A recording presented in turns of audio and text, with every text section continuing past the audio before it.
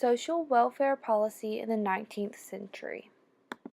During the Civil War, immigrants from countries like Germany and Ireland settled in the cities and were the main sources of urbanization. Prostitution, gambling, street begging, and drinking dominated the cities and caused an array of social problems. In the 19th century, Americans developed three kinds of social policies: temperance, anti-pauperism strategies, and opportunity-enhancing policies. Temperance is the social policy that consists of moral treatment for Americans who had fallen or might fall into sinful lifestyles.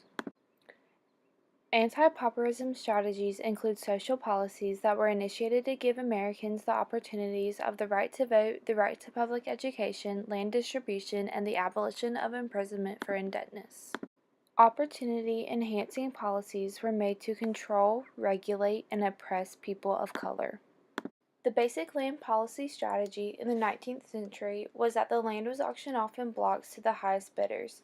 This strategy was not equal for the general public because the auctions were in favor of affluent Americans, including speculators and railroad companies. Americans who moved to the frontier had strong beliefs in individualism and limited government.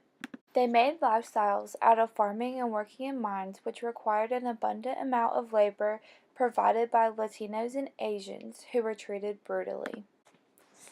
After the Civil War, freed slaves were put into a society with little to no economic or social support. They needed land but did not have the opportunity to obtain it. Women entered the political world after the war by participating in temperance, charity, and church movements, and by becoming leaders in the abolitionist crusade. Industrialization after the war came with economic hardships. There were frequent recessions and the competition was fierce. Many of the policies in the 19th century carried over to the following historical eras, and we still struggle with them today.